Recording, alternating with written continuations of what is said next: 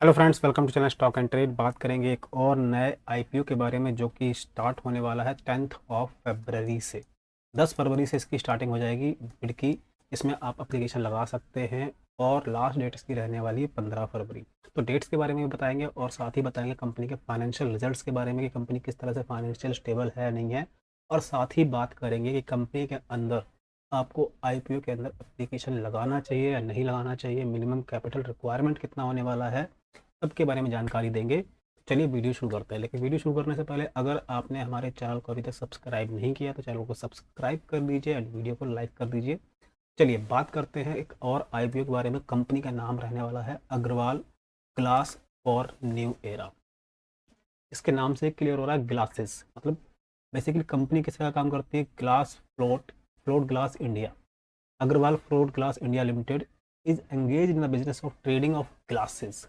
यानी कि बेसिकली जो बिल्डिंग्स में या फिर ऑफिसेज में ग्लासेस यूज़ होते हैं टेबल्स के लिए, डोर्स के लिए, विंडोज़ के लिए, उस टाइप की मैन्युफैक्चरिंग करती है। और ट्रेडिंग का बेसिकली जो काम है वो ट्रेडिंग का रहने वाला है। तो ग्लासेस प्रोडक्ट्स के अंदर ये ट्रेडिंग करती हुई नजर आती है। कंपनी का हेड ऑफिस बेसिकली है राजस्थान जयपुर में। जयपुर बेस्ड कंपनी है और इसकी इस्टेब्लिशमेंट हुई थी 2018 में। कंपनी काफ़ी ज़्यादा पुरानी नहीं है, लगभग 4 साल कंपनी को अभी तक बिजनेस के अंदर आए हुए हैं।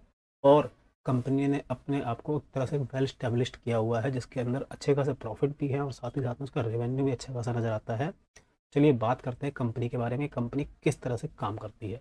The product of Agarwal float glass India delivered across the country, पूरी कंट्री के इसके अंदर काम का ये चलते हैं। प्लस इसका जो बेसिकली यूटिलाइजेशन है इसके प्रोडक्ट्स का वो होता है बिल्डिंग्स में, होटल्स में, इंस्टीट्यूशनल बैंक्स में, insurance company, shopping malls, diplomatic residencies.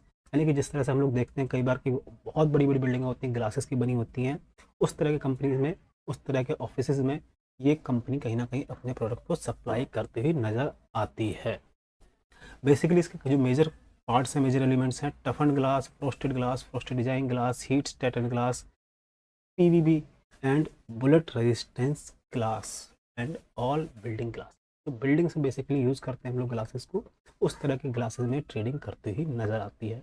तो ये हो गया कंपनी का ओवरऑल ओवरव्यू, कंपनी किस तरह काम करती है। कंपनी 2018 में इस्टेब्लिश्ड हुई थी, जयपुर बेस्ड कंपनी है। ये सारी जानकारी होगी कंपनी के बारे में।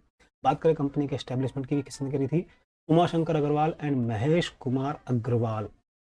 इन लोगों ने कंपनी की एक तरह से इस्टेब्लिशमेंट करी थी और उसके बाद लिस्टेड हुई थी कंपनी प्राइवेट लिमिटेड में 2018 के अंदर। और पहला आईपीओ लेके आ रही है इस साल में, लगभग 5 साल के बाद में कंपनी अपने आप को एक तरह से मार्केट में स्टेब्लिश करने के लिए तैयार हो चुकी है। बात करते हैं कंपनी के अंदर अदर एस्पेक्ट्स के बारे में, फाइनेंशियल रिजल्ट्स के बारे में। सबसे इंपॉर्टेंट चीज़ होती है कंपनी के फाइनेंशियल्स, जिसके अकॉर्डिंग हम लोग डिसाइड करते हैं कि मार्केट में पैसा लगाना चाहिए या नहीं लगाना चाहिए। तो जैसे हम देख पा रहे हैं मार्केट में हम लोग आ गए हैं इसके अंदर फाइनेंशियल्स के अंदर, कि मार्केट में फाइनेंशियल्स हमारे पास किस तरह से रहने वाले हैं।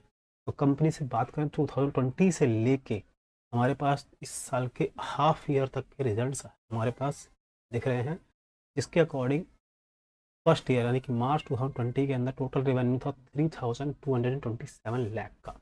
प्रॉफिट की बात करें तो 8.83 लैक्स, बहुत कम प्रॉफिट है अकॉर्डिंग टू द रेवेन्यू, बहुत ही कम प्रॉफिट है।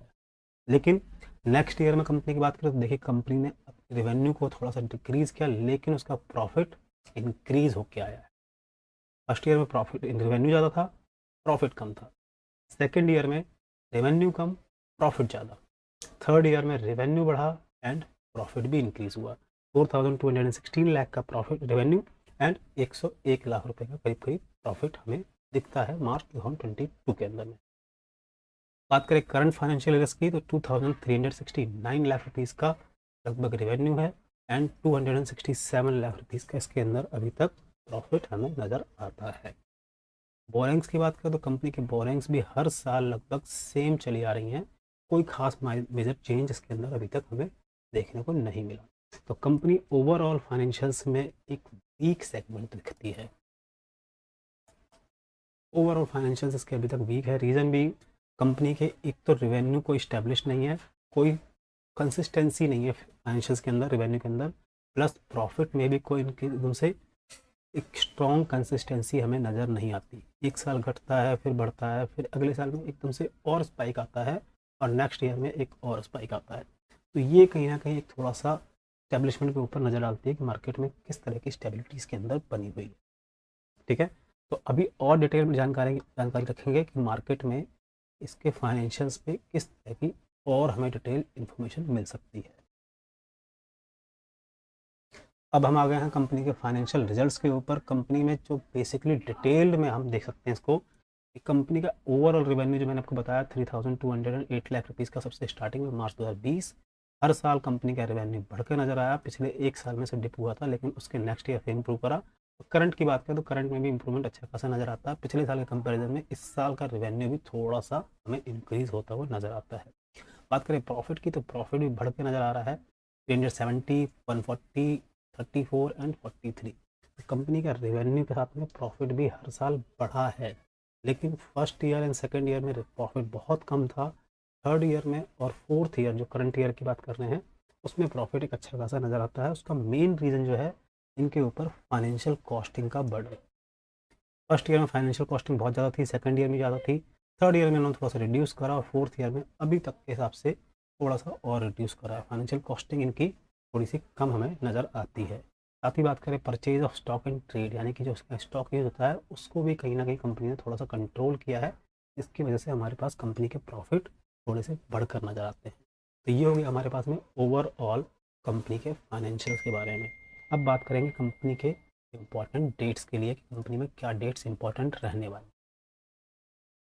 कंपनी के इंपॉर्टेंट डेट्स अगर नोट करते हैं तो हम लोग कंपनी की जो बिड स्टार्टिंग होने वाली है आईपीओ की, वो 10 फरवरी से स्टार्ट होगी। सुबह 10 बजे से आप लोग इसके अंदर मार्केट में पैसा लगा सकते हैं, यानी कि बिड की एप्लीकेशन 10 बजे से शुरू हो जाएगी, क्योंकि लास्ट चलेगी 15 फरवरी 2013। लास्ट बिड लग सकती है इसके अंदर 5 PM। तो 10 से लेकर 15 तक के बीच में आप इसके अंदर एप्लीकेशन लगा सकते हैं। सैटरडे एंड संडे बीच में ऑफ रहेगा, तो उस दिन आप लोग इसके अंदर एप्लीकेशन फिल नहीं कर पाएंगे। ठीक है, बात करें कंपनी के शेयर प्राइस की, तो शेयर प्राइस रखा है 10 रुपीज़ पर वैल्यू, फेस वैल्यू है। इसके ऊपर कंपनी 32 रुपीज़ का प्रीमियम आस्क करती है। एक बहुत बड़ा प्रीमियम अमाउंट आस्क कर रही है, लगभग 300 गुना, 3 गुना सॉरी, 3 गुना 300% का प्रीमियम कंपनी एक अपने शेयर पे मार्केट से मांग रही है। लॉट साइज की बात करें तो 3000 शेयर्स का लॉट साइज रहने वाला है। और कंपनी जो टोटल शेयर लेके आ रही है 21,90,000 शेयर्स, जिससे कंपनी अपनी कैपिटल को 9.2 करोड़ मार्केट में इस शेयर के जरिए, इस आईपीओ के जरिए फंड रेज करना चाहती है। ऑब्जेक्टिव्स की बात करें तो कंपनी का मेन ऑब्जेक्टिव जो रहने वाला है वो वर्किंग कैपिटल है। वर्किंग कैपिटल को इंक्रीज करना मेन ऑब्जेक्टिव जो कंपनी का रहने वाला है इस आईपीओ के थ्रू, वो वर्किंग कैपिटल को इंक्रीज करने का है। ठीक है, तो बेसिकली कंपनी 9.2 करोड़ से अपनी वर्किंग कैपिटल को बढ़ाएगी। और इम्पॉर्टेंट डेट और देखें तो उसके बाद में आपको अलॉटमेंट जो मिलेगा 20 फरवरी को मिल जाएगा। अगर आपको अलॉटमेंट नहीं मिलता तो 21 फरवरी को आपका रिफंड इनिशिएट कर दिया जाएगा।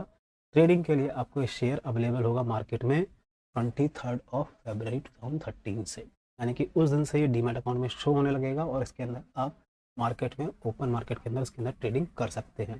ट्रेडिंग सेम वही रहेगी 3000 लॉट साइज में ही। इन्वेस्टमेंट की बात करें तो लगभग आपको इसके अंदर 1,26,000 रुपये का इन्वेस्टमेंट करना पड़ेगा अगर आप मिनिमम एक लॉट अप्लाई करते हैं। वैसे भी रिटेलर्स के लिए मिनिमम एंड मैक्सिमम दोनों एक ही लॉट है। कम से कम आपको एक लॉट अप्लाई करना है, मैक्सिमम आप एक डीमैट से एक ही लॉट अप्लाई कर सकते हैं। ठीक है, तो मिनिमम आपको 1,26,000 रुपीज़ का कैपिटल चाहिए होगा अगर आप इस आईपीओ के अंदर अप्लीकेशन लगाना चाहते हैं। बात करें कट ऑफ की, तो 50% आपको एचएनआई में मिलेगा, और 50% इसका जो टोटल शेयर्स हैं वो रिटेल्स के लिए ऑफर किए गए हैं। तो हाफ हाफ है, यानी कि 50% में एप्लीकेशन एचएनआई लगाएंगे एंड 50% में रिटेल ट्रेडर इसके अंदर एप्लीकेशन लगा सकते हैं। बात करते हैं लास्ट में फाइनेंशियल्स की। कंपनी के अंदर आपको इसके अंदर पैसा लगाना चाहिए या नहीं लगाना चाहिए। तो देखिए, मेरे अकॉर्डिंग कंपनी के फाइनेंशियल्स थोड़े से वीक हैं, प्लस इसके साथ में ही कोई स्टेबल ग्रोथ नज़र नहीं आती है। कंपनी के अंदर स्टेबल ग्रोथ की भी थोड़ी सी कमी है, फाइनेंशियल्स भी थोड़े से वीक हैं, एंड कंपनी का कोई ऐसा यूनिक काम नहीं है कि मार्केट में बहुत यूनिक वर्क हो जिसके ऊपर पैसा लगाया जा सकता है कि मार्केट में चलिए ठीक है फाइनेंशियल्स को भी इग्नोर कर दिया जाए, स्टेबिलिटी को भी इग्नोर कर दिया जाए, तो एक ऐसा काम जो मार्केट में बहुत यूनिक है जिसके ऊपर हम लोग बैट लगा पाएँ। तो ऐसा कुछ नहीं है। मार्केट में ग्लास ट्रेडिंग कंपनी है जो कि बेसिकली बहुत सारी कंपनियाँ मार्केट में हमें नज़र आती हैं। इससे भी बड़ी बड़ी कंपनीज है मार्केट में जो कि ऐसा काम करती हैं। तो बेसिकली मेरे ओपिनियन में मार्केट में इस आईपीओ के अंदर आपको अवॉइड करना चाहिए अगर आप रिस्की ट्रेडर हैं। लॉन्ग टर्म पर्पस के लिए भी कोई शेयर वायबल नहीं है कि आप मार्केट में लॉन्ग टर्म लगा के छोड़ दें तो बहुत अच्छे लिस्टिंग मिल जाएंगे या फिर बहुत लॉन्ग टर्म में आपको बहुत अच्छा पैसा दे देगी, उसके भी कई चांसेस कम नज़र आते हैं। अगर आप लगाना ही चाहें तो मार्केट में आईपीओ ओपन होने के बाद भी पैसा लगा सकते हैं, यानी कि 23 फरवरी को देख लीजिए कि मार्केट में किस तरह का इसका रिस्पॉन्स है, उसके बाद लगाते हैं। फिलहाल मेरी ओपिनियन इसके अंदर अवॉइड करने की रहेगी। बाकी अगर कुछ लोग लगाना चाहें तो बिल्कुल लगा सकते हैं, वो अपने रिस्क बेस के अंदर बैट कर सकते हैं। उम्मीद करता हूँ वीडियो पसंद आई होगी। पसंद आए तो प्लीज़ चैनल को सब्सक्राइब कर दीजिए, वीडियो को लाइक कर दीजिए।